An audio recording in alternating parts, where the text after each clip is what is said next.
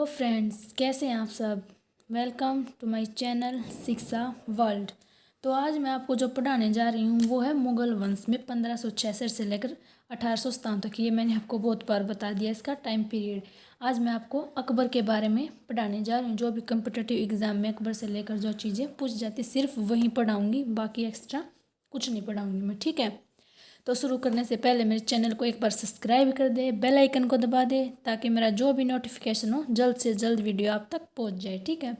तो शुरू करते हैं। अकबर अकबर का शासनकाल 1556 ईस्वी से लेकर 1605 ईस्वी तक था। ये इसका शासनकाल। इसका जो भी मैं पढ़ाऊंगी सब कुछ पूछा जाता है, मतलब मोस्टली इम्पोर्टेंट चीज़ें जो मैं आपको बताऊंगी, सभी चीज़ों पर ध्यान रखना आपको। तो चलिए शुरू करते हैं। अकबर 1556 ईस्वी से लेकर 1605 ईस्वी तक इसका शासनकाल रहा था। अकबर का जन्म 1542 ईस्वी में हुमायूं के प्रवास काल के दौरान अमरकोट में हुआ था। मतलब क्या हुआ था भाई, हुमायूं पर शेरशाह सूरी ने आक्रमण कर दिया था और इसको वहां से भगा दिया था और ये कहाँ चला गया था, सिंध, ठीक है।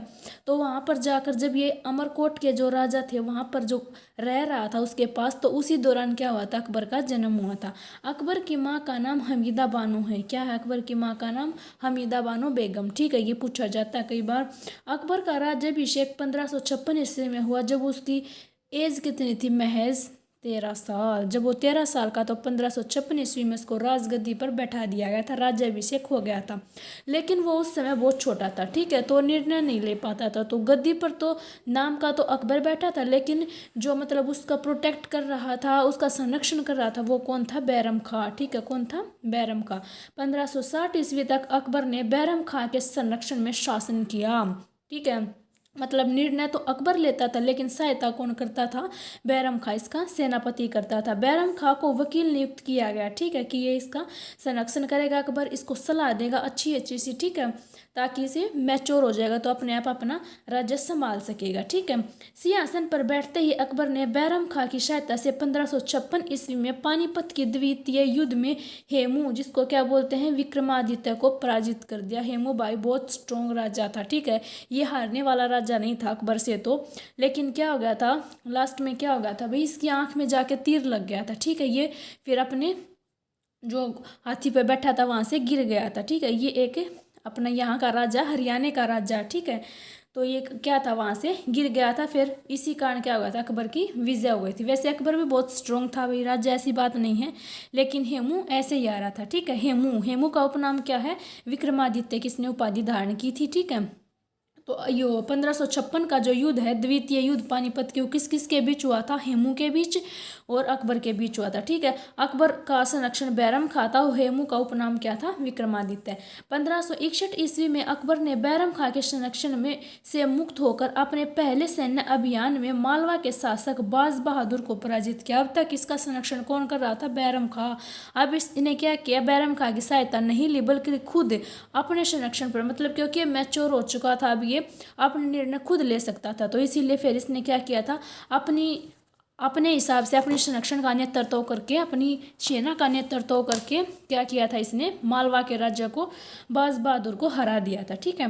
1563 ईस्वी में तीर्थ यात्रा कर हटाया, ठीक है। कौन सा कर हटाया? तीर्थ यात्रा कर। कब हटाया? 1563 ईस्वी में। फिर 1564 ईस्वी में अकबर ने जजिया कर हटाया। क्या होता था जजिया कर?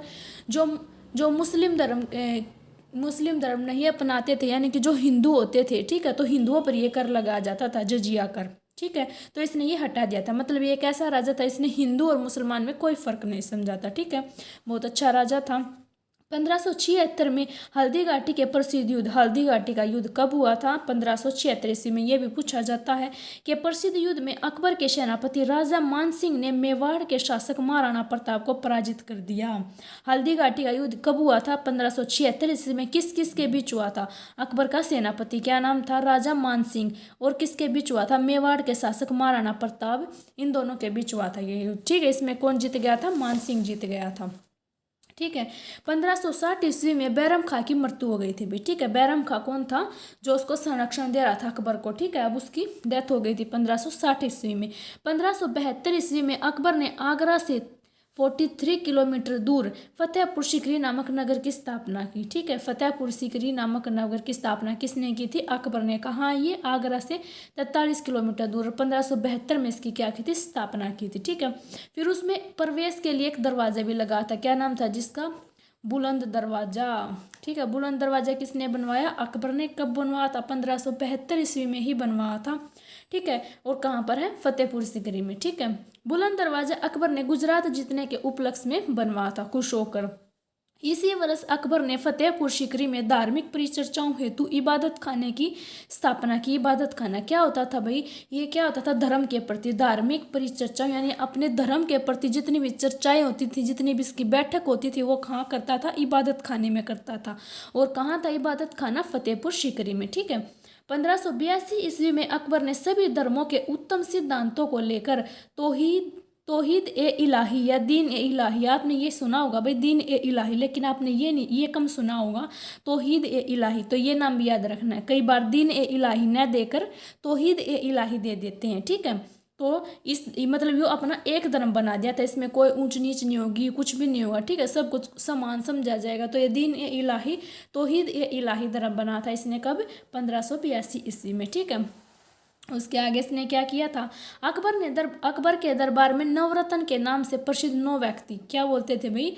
अकबर के दरबार में 9 व्यक्ति ऐसे थे जो बहुत ज़्यादा श्रेष्ठ बुद्धिमान थे, इसीलिए उनको नवरत्न बोला जाता था। कौन कौन से थे वो व्यक्ति? बीरबल, मानसिंह, फैजी, टोडरमल, तानसेन, अब्दुल रहीम खाना, अबुल फजल, भगवान दास, मुल्ला दो प्याजा। ठीक है, ये 9 व्यक्ति ऐसे थे जो क्या थे? नवरत्न के नाम से प्रसिद्ध थे। इनके नाम आपको याद होने चाहिए, क्योंकि कई बार ऐसे पूछ लिया जाता। टोडरमल किसके दरबार में था? तो वो अकबर में था। अबुल फजल किसके दरबार में था? तो ये पूछ लिया जाता। ठीक है, अकबर के पुत्र सलीम के विद्रोह के कारण अकबर के अंतिम दिन दुख भरे व्यतीत हुए। ठीक है, इसी का पुत्र सलीम यानी कि क्या बोलते हैं जिसको? जो जहांगीर के नाम से जो प्रसिद्ध है।